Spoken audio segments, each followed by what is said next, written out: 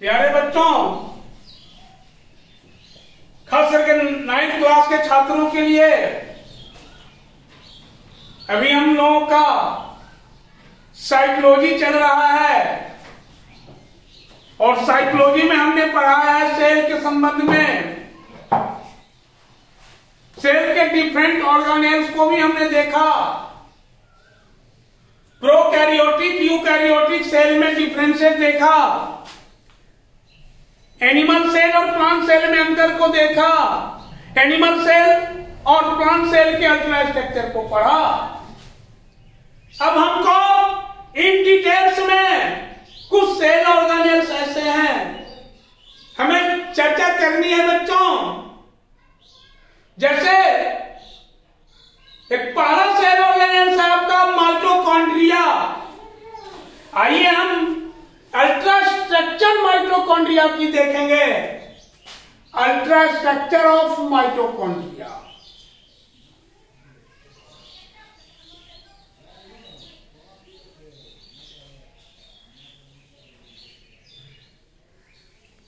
Ultra structure of mitochondria.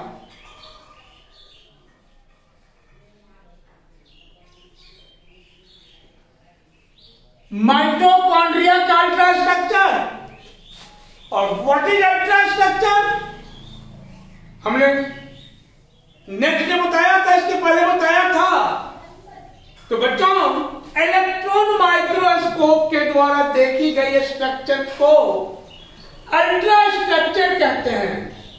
बच्चों, आपको मैंने बताया था, मैंने बड़े रूप में देख लेना, विजिबल कर लेना, उसके डिफरेंट पार्ट्स का स्टडी कर लेना with the help of electron microscope. That microscope is invented by एमनॉल एनिनस्का।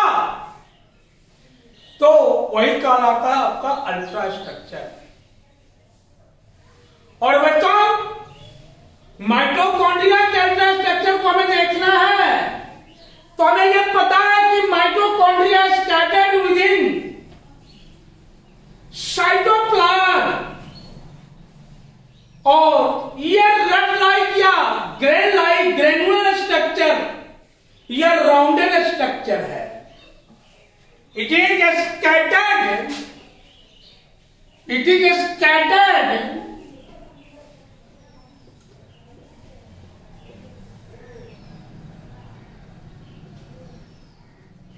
मन बिखरा हुआ within cytoplasm, within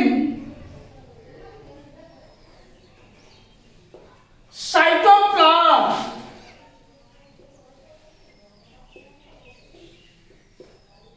which is जिसका आकार विच इज रट या राउंडेड and granular structure।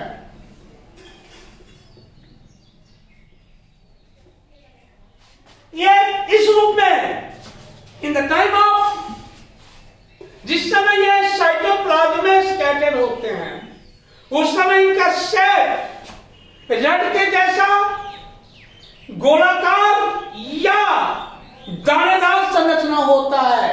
बच्चों, आप याद रखोगे, दानेदार संरचना।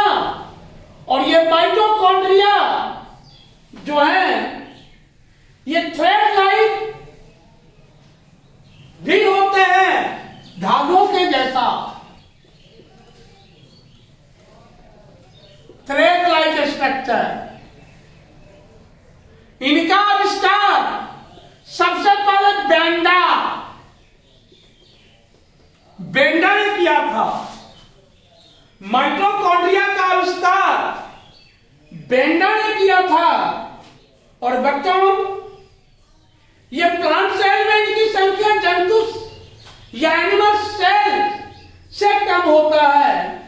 एनिमल सेल्स में यह संख्या 10,000 से भी ज्यादा हो सकती हैं। Plant cell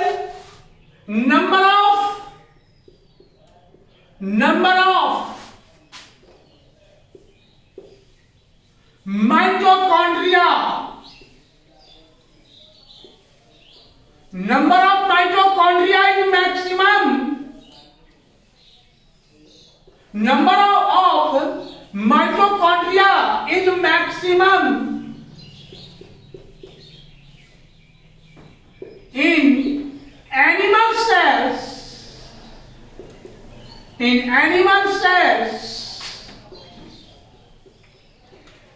comparison of plant cells, in comparison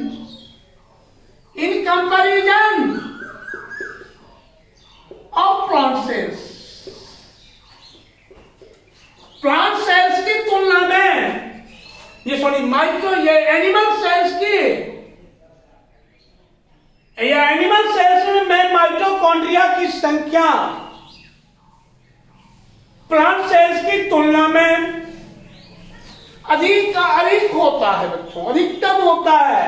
near about कितना, लगभग 10,000, 10,000, लगभग 10,000, अप्रॉक्स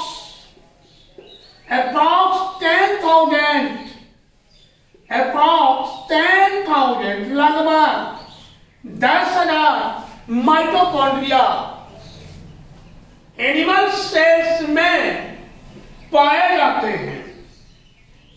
बच्चों अब हम स्टडी करेंगे माइटोकॉन्ड्रिया का अल्ट्रा स्ट्रक्चर। तो आइए बच्चों, माइटोकॉन्ड्रिया को जब इलेक्ट्रॉन माइक्रोस्कोप के अंतर्गत ऑब्जर्व किया जाता है तो हम पाते हैं कि it is surrounded by double membrane. Mitochondria is surrounded by double membrane.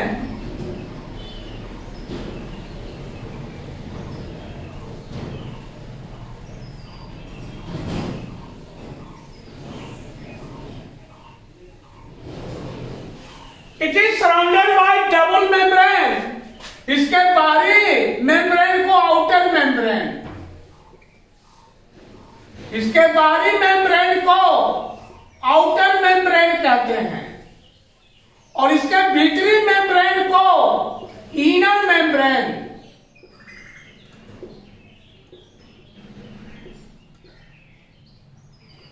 बाहरी मेम्ब्रेन को आउटर मेम्ब्रेन और भीतरी मेम्ब्रेन को इनर मेम्ब्रेन कहते हैं। ये भीतरी मेम्ब्रेन अंदर की ओर मुड़कर उंगली नुमा प्रोजेक्शंस बनाता है।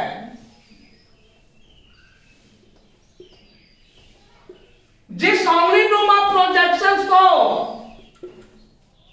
क्रिस्टी कहते हैं, जिस उंगली नुमा प्रोजेक्शंस को, उभार को क्रिस्टी कहते हैं, इस पर ये दो तरह के पार्टिकल्स, एक स्टॉप पार्टिकल्स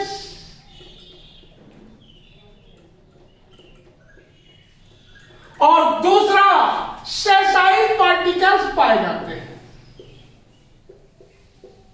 ये स्टॉप पार्टिकल्स और दूसरा सेसाइल पार्टिकल पाए जाते हैं बच्चों। स्टॉप पार्टिकल्स और सेसाइल पार्टिकल ये अंदर की ओर मुड़कर एक कैविटी बनाते हैं, जिस कैविटी को माइटोकॉन्ड्रियल कैविटी कहा जाता है।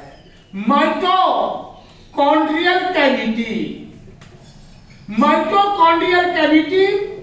और बच्चों ये माइटोकॉन्ड्रियल कैविटी में एक विशेष प्रकार के अर्ध तरल पदार्थ या सेमी लिक्विड्स प्रेजेंट होते हैं, जिस अर्ध तरल पदार्थ को हम मैट्रिक्स कहते हैं। मैट्रिक्स बच्चों से हम मैट्रिक्स कहते हैं। मैट्रिक्स, और इस मैट्रिक्स में विभिन्न प्रकार के एंजाइम्स पाए जाते हैं, जिस एंजाइम्स को हम रेस्पिरेटरी एंजाइम्स कहते हैं। जिस एंजाइम्स को, कौन सा एंजाइम? रेस्पिरेटरी एंजाइम्स कहते हैं बच्चों। और ये रेस्पिरेटरी एंजाइम्स का मेन फंक्शन होता है भोजन के ऑक्सीडेशन से। और बच्चों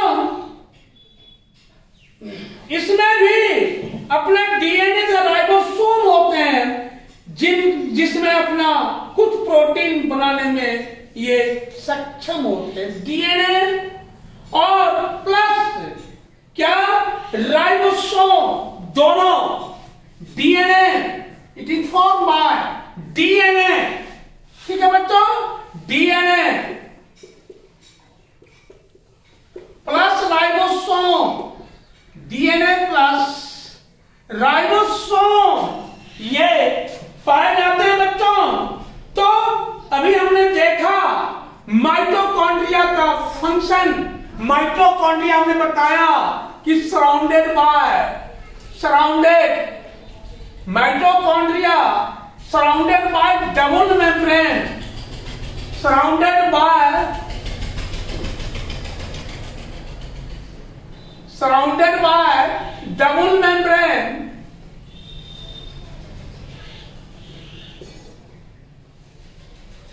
डबल मेम्ब्रेन, और उसके बाद है बच्चों एक आउटर मेम्ब्रेन,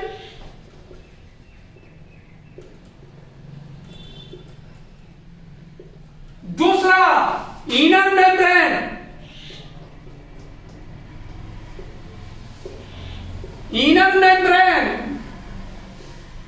इसके बाद है इनर मेम्ब्रेन से बन गया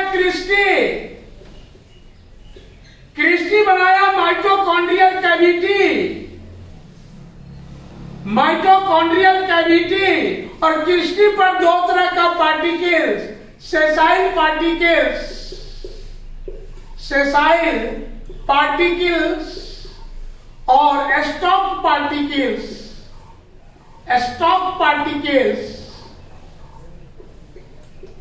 इसके बाद माइटोकॉन्ड्रिया, ये माइटोकॉन्ड्रियल कैविटी बन गया। माइटोकॉन्ड्रियल कैविटी में मैट्रिक्स पाए जाते हैं। मैट्रिक्स में रेस्पिरेटरी एंजाइम्स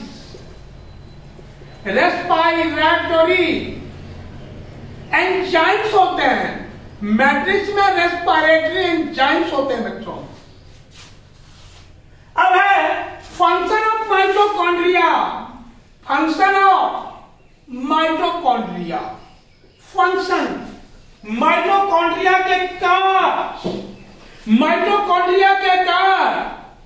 तो बच्चों माइटोकॉन्ड्रिया में कोशिकीय श्वसन के एंजाइम्स के चलते भोजन का कंप्लीट ऑक्सीडेशन होता है। इसमें सेलुलर रेस्पिरेटरी एंजाइम्स के कारण, रेस्पिरेटरी एंजाइम्स के कारण, रेस्पिरेटरी एंजाइम के कारण भोजन का, फूड का कंप्लीट ऑक्सीडेशन होता है।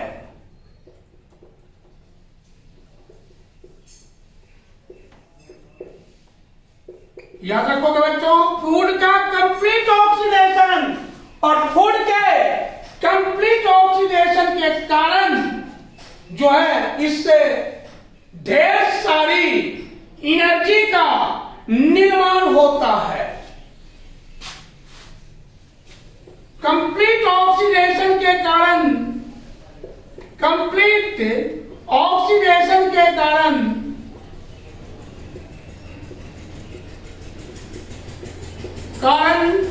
मैक्सिमम एनर्जी का निर्माण होता है। मैक्सिमम एनर्जी का फॉर्मेशन होता है।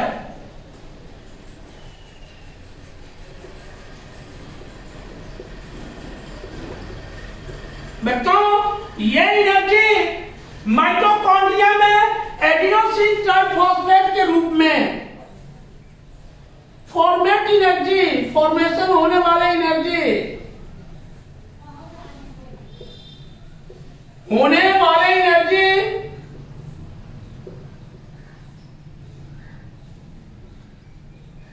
एटीपी के रूप में एडिनोसिन ट्राइफॉस्फेट के रूप में, एटीपी के रूप में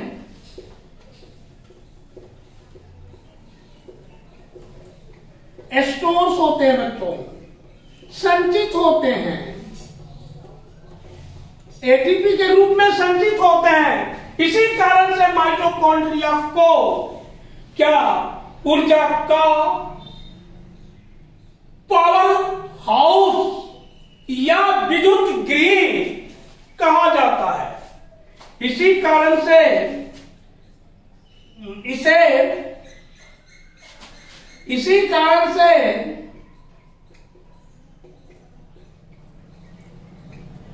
इसे सेल का पावर हाउस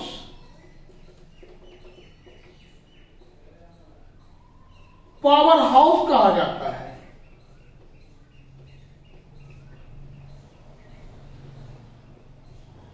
और बच्चों, इसके अंदर जो क्रिस्टी का फॉर्मेशन होता है, फिंगर लाइक प्रोजेक्शन का जो फॉर्मेशन होता है, ये फिंगर लाइक प्रोजेक्शन सेल के सतह को, एरिया को बढ़ाता है।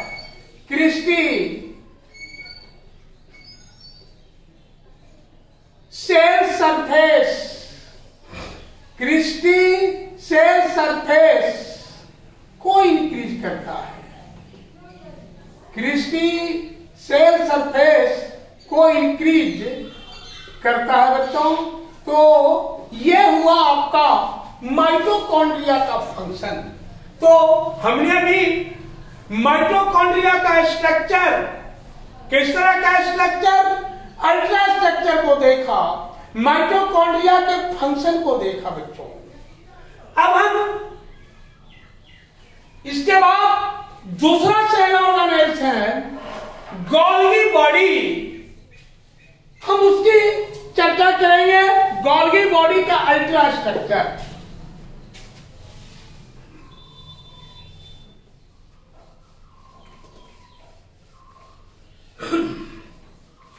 ये गोल्गी बॉडी का अल्ट्रा स्ट्रक्चर या गोल्गी एपरेटस,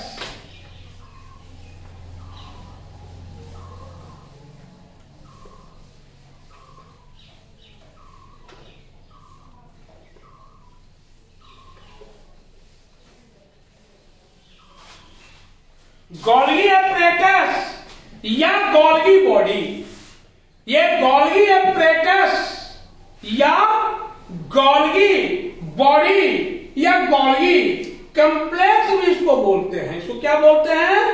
गोल्गी कम्प्लेक्स। बच्चों, तो ये गोल्गी बॉडी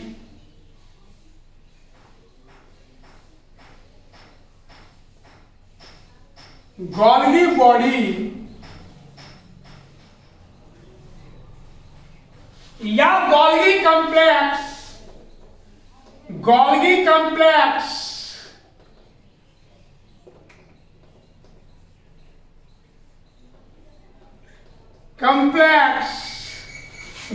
एपरेटस,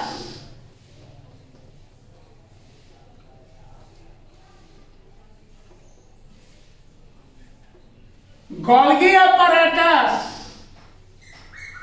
और बच्चों, इसका structure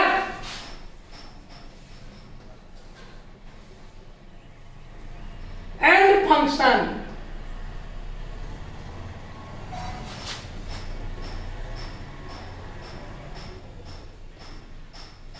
function of Golgi body या गोल्गी कम्प्लेक्स या गोल्गी एपरेटस।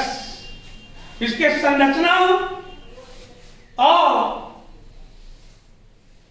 कार्य को हम देखेंगे बच्चों। तो गोल्गी बॉडी का आविष्कार सबसे पहले कैमिलो गोल्गी 1898, कैमिलो गोल्गी नाम है। It is invented by Camillo Golgi, Camillo Golgi, Camillo Golgi 1898 में देखा गया सबसे पहले इसको किसने खोजा, इसका आविष्कार किसने किया? तो कैमिलो गोल्गी। याद रखो बच्चों, क्या नाम होगा उसको अंडरलाइन करना है, अगर भूल भी जाते हैं तुम नहीं भूलोगे। Camillo Golgi 1898, it is invented by Camillo Golgi. ये कैमिलो गोल्गी के द्वारा इनका खोज किया गया। ये भी एक ऐसा सेल ऑर्गेनेल्स है, it is also scattering, it is also scattering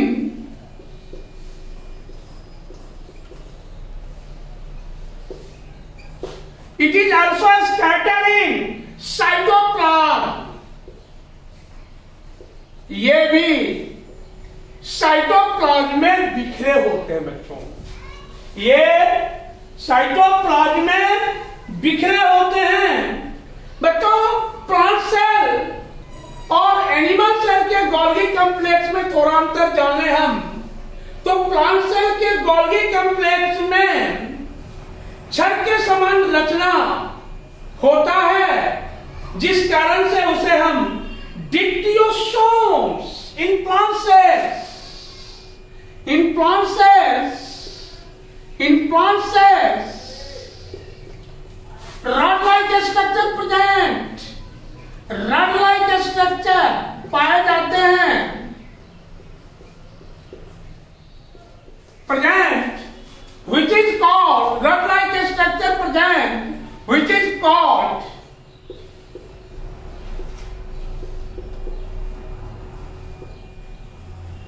dictyosome. उसको हम क्या कहेंगे? डिक्टियोसोम कहलाते हैं, सोम्स कहलाते हैं बच्चों। तो ये तो आप देख लिया डिक्टियोसोम। और जान लो, जब हम गोल्गी कॉम्प्लेक्स को इलेक्ट्रॉन माइक्रोस्कोप के अंदर विजिट करते हैं तो हमें निम्नलिखित स्ट्रक्चर दिखाई पड़ते हैं। आइए तो हम डायग्राम से सर देखें, समझें।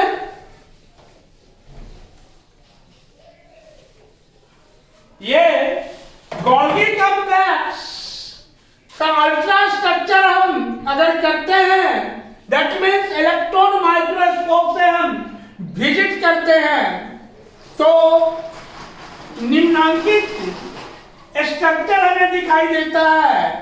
गोल्गी कॉम्प्लेक्स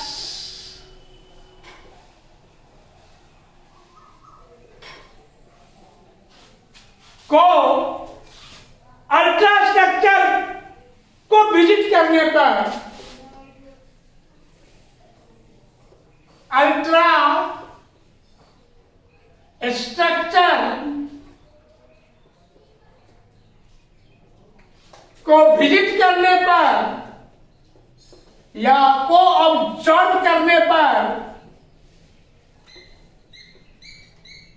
फॉलोइंग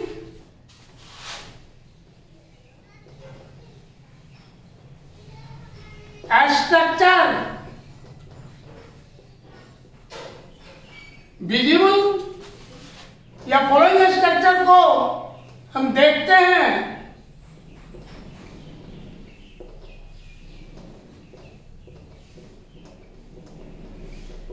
पहला बच्चों सिस्टर्नी,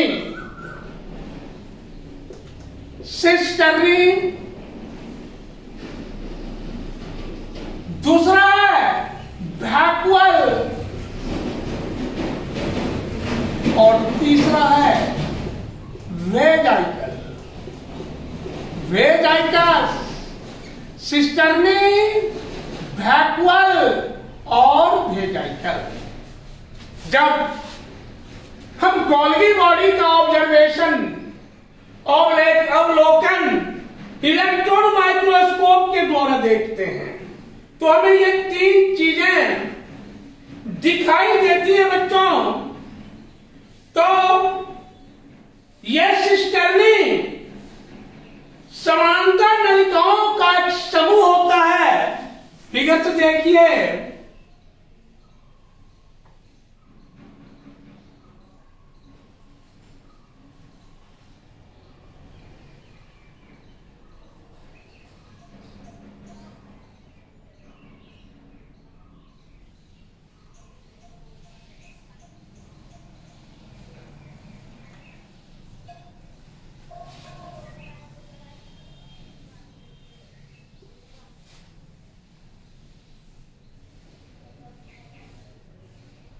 यह सिस्टर्नी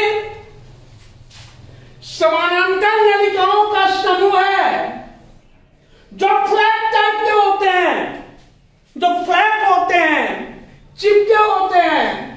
तो यह सिस्टर्नी और ये एक दूसरे से पैरेलली अरेंज होते हैं। सिस्टर्नी हमेशा एक दूसरे से पैरेलली या समानांतर रूप से अरेंज होते हैं बच्चों। इसे सिस्टर्नी आपका है। सिस्टर्नी का दोनों सिरा, यह सिस्टर्नी का दोनों सिरा फुला होता है, स्वलन होता है, जिसे ampulla, ampulla, both ends of cisterni swollen, which is called ampulla। और बच्चों, दो सिस्टर्नी के बीच में ओवल या राउंडेड स्ट्रक्चर पाए जाते हैं। दो सिस्टर्नी के बीच में ओवल या राउंडेड स्ट्रक्चर पाए जाते हैं। जिस राउंडेड या ओवल स्ट्रक्चर को वैक्यूल्स कहते हैं। जिस ओवल या राउंडेड स्ट्रक्चर को वैक्यूल कहते हैं बच्चों, वैक्यूल्स। और ये वैक्यूल जो हैं ये दो सिस्टर्नी के बीच में पाए जाते हैं और इसका आकार जो होता है यह बड़ा होता है बच्चों। अब दोनों सिस्टर्नी के एंड पर जो एंड फुला हुआ जिसे हम एम्पुला कहते हैं, तो दोनों सिस्टर्नी के एंड पर छोटे छोटे सेल्स के क्लस्टर्स या ग्रुप होते हैं। छोटे छोटे कोशिकाओं का ग्रुप या क्लस्टर होता है। ये क्लस्टर आप देख लीजिए बच्चों, सेल्स का क्लस्टर है, क्लस्टर ऑफ सेल्स। दोनों एम्पुला या सिस्टर्नी के दोनों एंड पर सेल्स का स्मॉल क्लस्टर्स, सेल्स का स्मॉल क्लस्टर्स होता है। जिस क्लस्टर्स को हम क्या बोलते हैं, वेजाइकल्स। ये वेजाइकल्स वेजाइकल एलोन नहीं बल्कि आर में प्रेजेंट इन क्लस्टर या group, cluster of cells, cluster of cells. ऐसे क्लस्टर का स्पेलिंग क्लस्टर विद समूह, इसका दूसरा नाम ग्रुप अंग्रेजी में, और यह क्लस्टर। तो सेल्स के क्लस्टर को वेजाइकल्स कहते हैं बच्चों। ये वेजाइकल्स है, ये वेजाइकल्स, ये वेजाइकल्स है आपका। अभी हमने देखा ultra structure of Golgi apparatus या गोल्गी बॉडी। अब हम इसे हमें देखना है गोल्गी बॉडी का फंक्शन क्या होता है। तो इंडोप्लाज्मिक रेटिकुलम द्वारा संश्लेषित पदार्थों का संचयन, रूपांतरण तथा पैक कर सेल के बाहर और अंदर विभिन्न क्षेत्रों में भेजता है। ये इंडो फंक्शन, ये फंक्शन किसका फंक्शन, तो गोल्गी बॉडी का फंक्शन। ईआर के द्वारा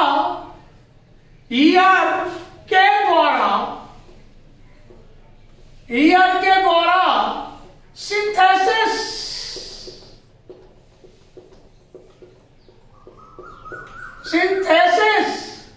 मटेरियल्स को, ईआर के द्वारा सिंथेसिस मटेरियल्स को का संचयन, स्टोरेज एंड पैकिंग करके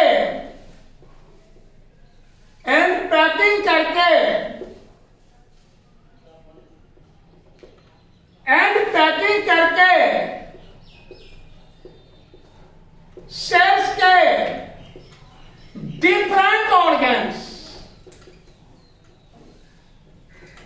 में भेजता है, डिफरेंट ऑर्गन्स में भेजता है, सेंड करता है। बच्चों याद रखोगे पहला फंक्शन,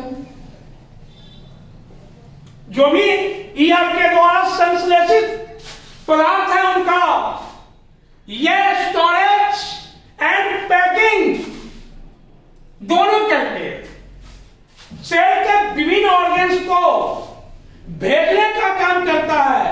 ये इसे सेल सेक्रेटरी ऑर्गन कहा जाता है, क्योंकि ये सेल के सेक्रीशन में भाग लेते हैं। सेल सेक्रीशन दूसरा फंक्शन, सेल सेक्रीशन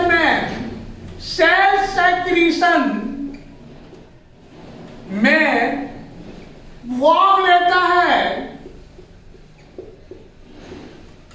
भाग लेता है, इसलिए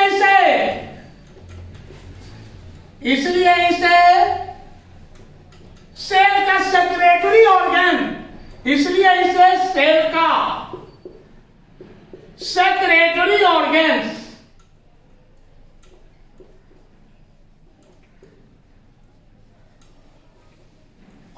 भी कहा जाता है। सेल का सेक्रेटरी ऑर्गन्स या सेल भी कहा जाता है। तीसरा फंक्शन बच्चों, गोल्गी बॉडी का ये लाइसोसोम एवं पेरिक्सोम के निर्माण में मदद करता है। यह लाइसोसोम, तीसरा फंक्शन, यह सेल्स के अंदर,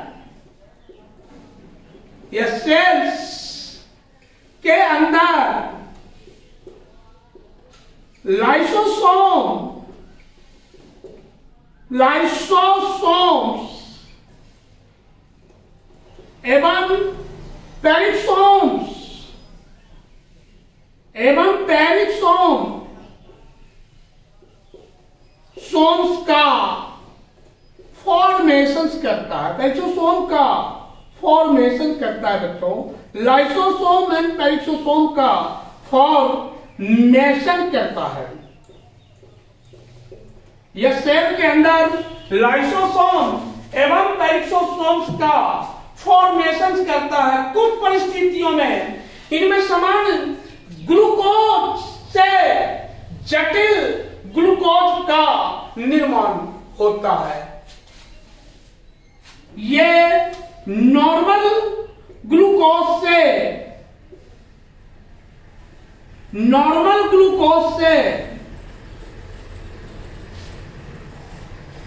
कॉम्प्लेक्स ग्लूकोज का, ये नॉर्मल ग्लूकोज से कॉम्प्लेक्स ग्लूकोज का फॉर्मेशन करते हैं। नॉर्मल ग्लूकोज से कॉम्प्लेक्स ग्लूकोज का फॉर्मेशन करते हैं बच्चों। उसके बाद ये लास्ट फंक्शन इसका, ये प्लांट सेल में, ये पादप कोशिकाओं में सेल प्लेट का फॉर्मेशन करता है। इन प्लांट सेल